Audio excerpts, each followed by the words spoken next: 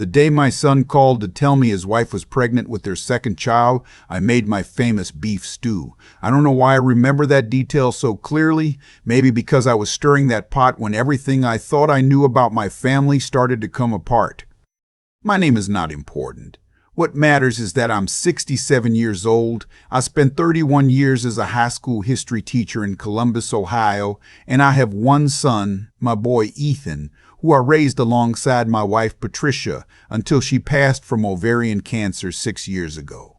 After she was gone, it was just the two of us for a while. Ethan was 24, working his first real job at an insurance company downtown, and we ate dinner together most Sundays. Those years weren't easy, but they were honest. We were honest with each other. Then he met Serena. I want to be fair here because I've had a lot of time to think about this, and I don't want to be the kind of old man who blames everything on the woman his son married. Serena isn't a villain from a movie.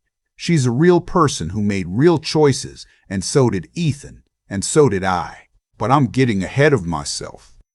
Serena came into Ethan's life about 4 years ago. She was 31, worked in pharmaceutical sales, and had what I can only describe as a very deliberate personality. Everything about her felt considered. The way she smiled, the way she asked questions, even the way she said my name. When Ethan first brought her home for dinner, she complimented my cooking 3 times and asked about the photo of Patricia on the mantel. She had kind eyes, Serena said, and I thought, this one's different. For the first year, things were warm. She texted me sometimes, not often, but enough that I felt included. When Ethan proposed to her, he told me the night before at my kitchen table, and I cried a little, which embarrassed both of us, and then we had a beer together, and he said, "She's the one, Dad." I believed him. I wanted to believe him. The changes started small, the way they always do. I noticed I stopped getting invited to their apartment for dinner. At first, there was always a reason. Serena was tired after a long work trip, or they were repainting the living room, or they had friends coming over. Reasonable, all of it. I told myself I was being sensitive. Patricia used to say I had a gift for turning small things into big worries. But then the engagement party happened. They threw themselves an engagement party, or really, Serena's mother threw it for them, at a restaurant in Dublin, Ohio. A nice place, about a 40-minute drive from my house. I found out about it from Ethan's cousin, who called me to say she was excited to see me there. I hadn't been told. I called Ethan, and he was quiet for a moment, and then he said they had sent me an email. I never got one. He said he would look into it.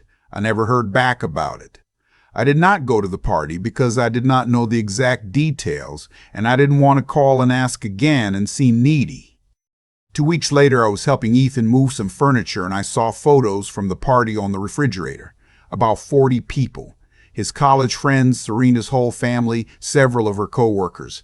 My brother Gary was there, my own brother, and he hadn't mentioned it to me, probably assuming I knew. I didn't say anything. I folded up the moving blankets and drove home and sat in my driveway for a long time. Over the next 2 years, I watched myself become a particular kind of presence in my son's life. I was the one they called when the dishwasher broke and they needed someone to wait at their apartment for the repairman. I was the one who came over when Serena's car wouldn't start and jumped the battery in 20-degree January weather.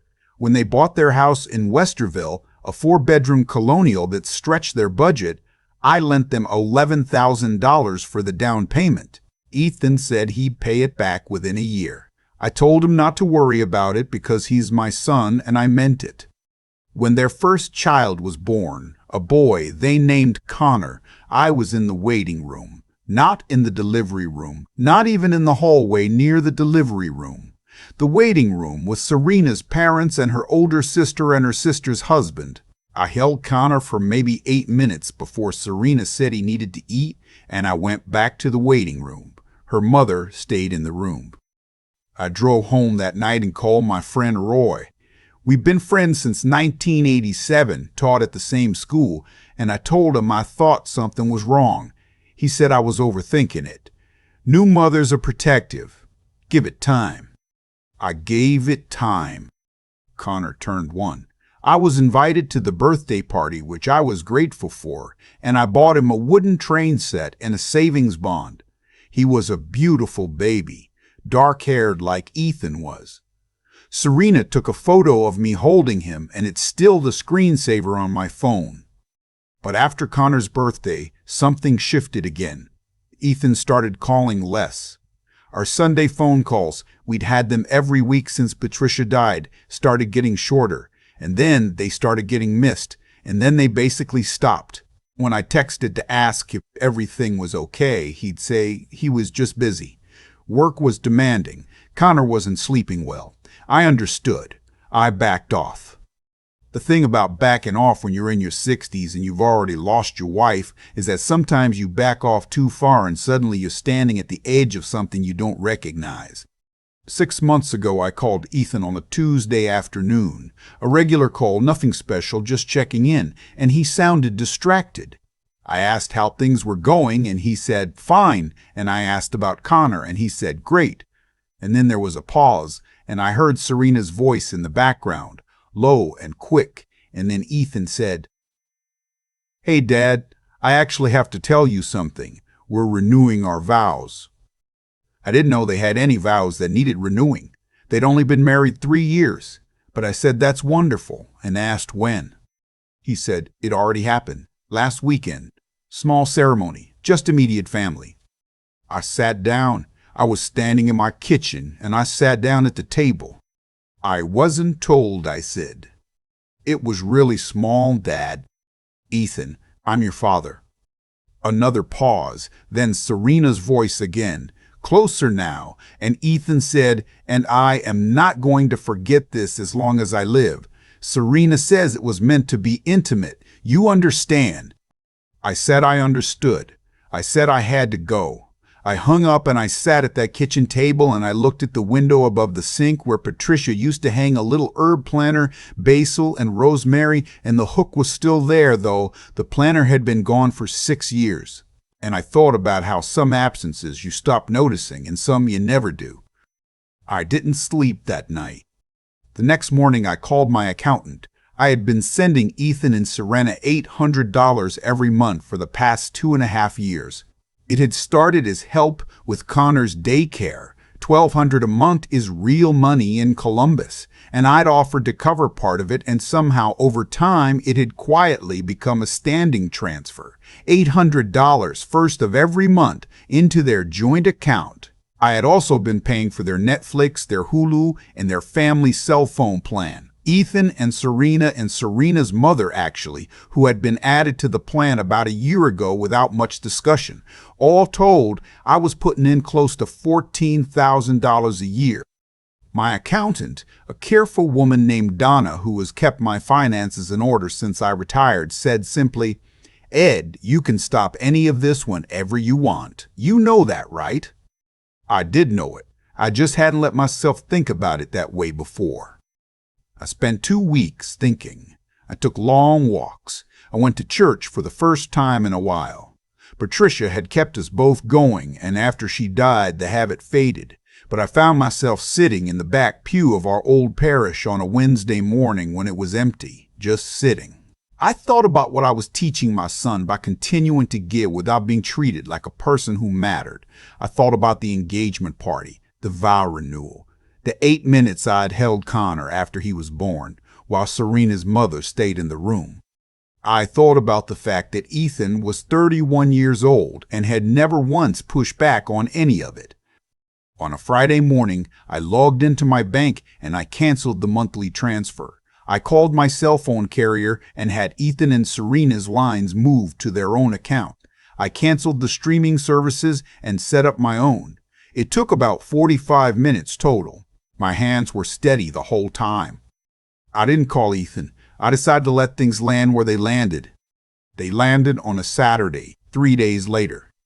I was in the backyard raking leaves. It was October. The maples were going, and I had about 6 good maples back there when I heard the car door.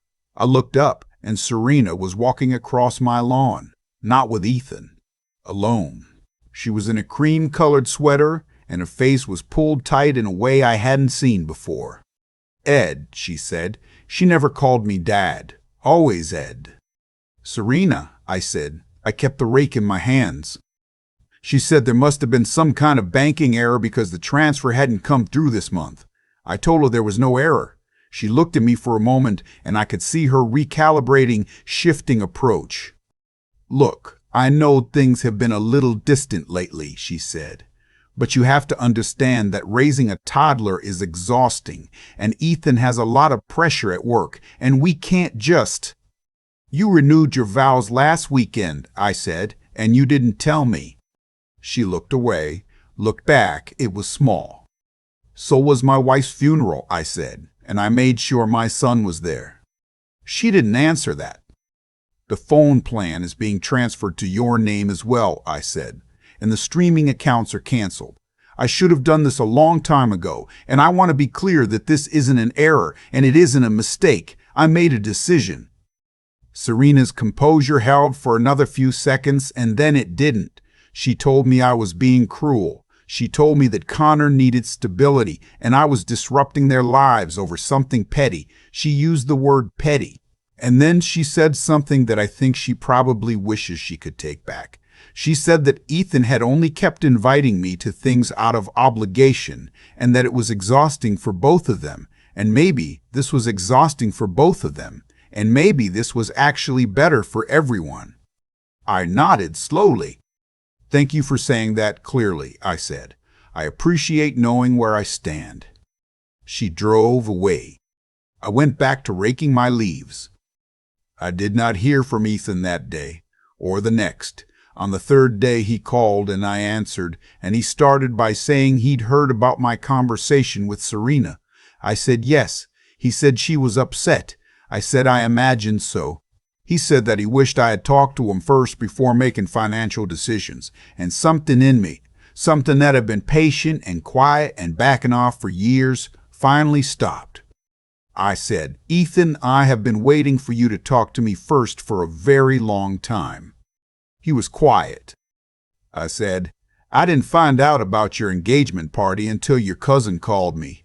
I wasn't told about your vow renewal until you called to tell me it had already happened. I have sent you nearly $14,000 a year for 2.5 years.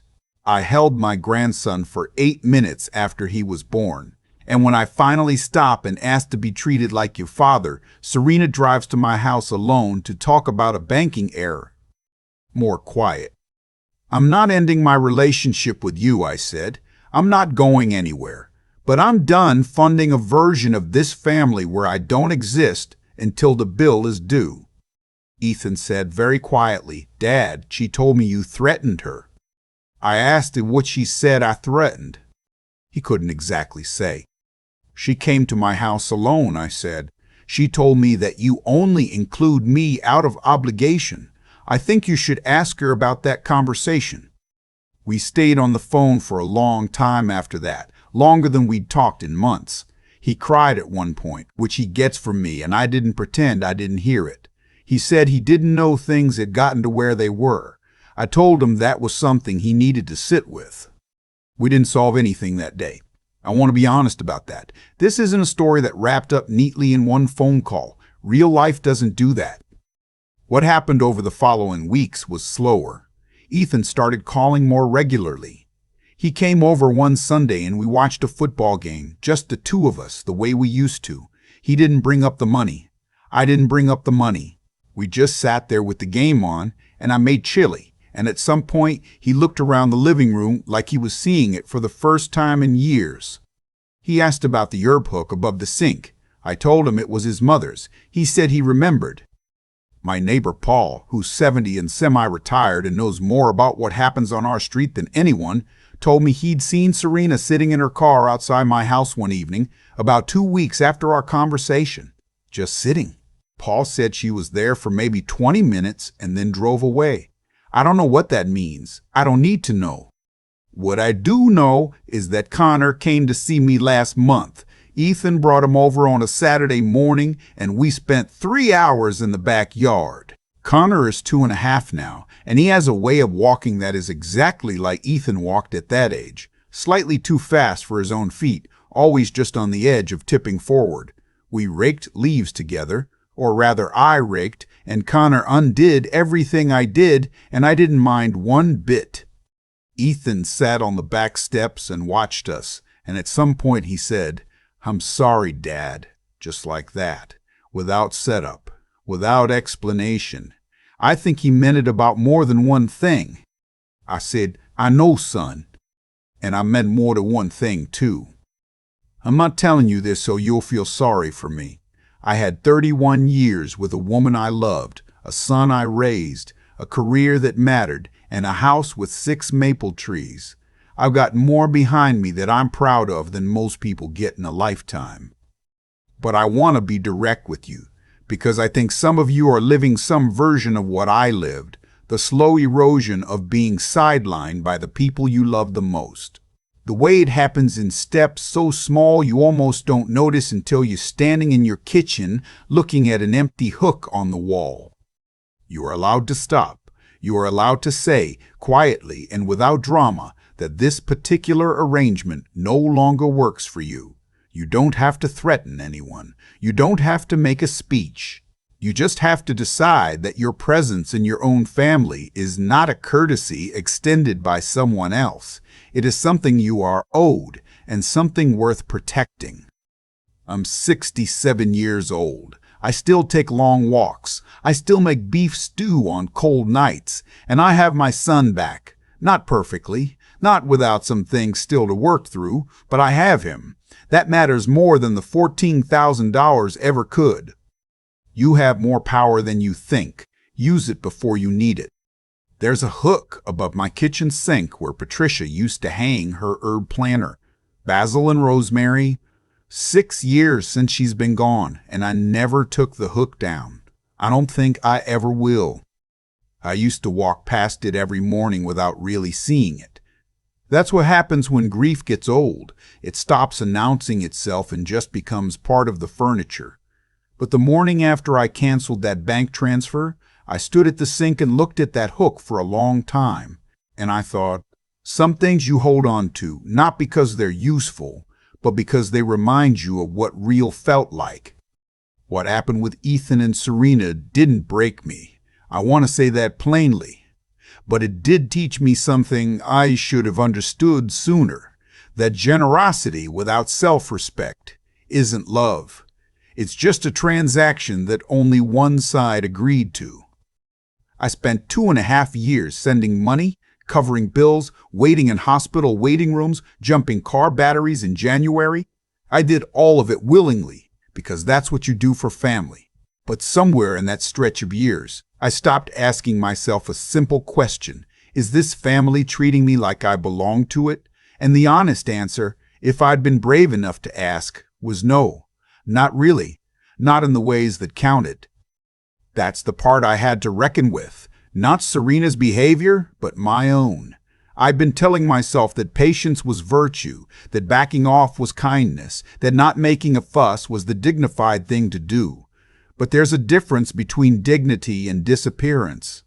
I'd been disappearing, slowly, one unreturned call and one missed invitation at a time, and I'd been calling it grace. What finally changed wasn't anger. I want to be clear about that too.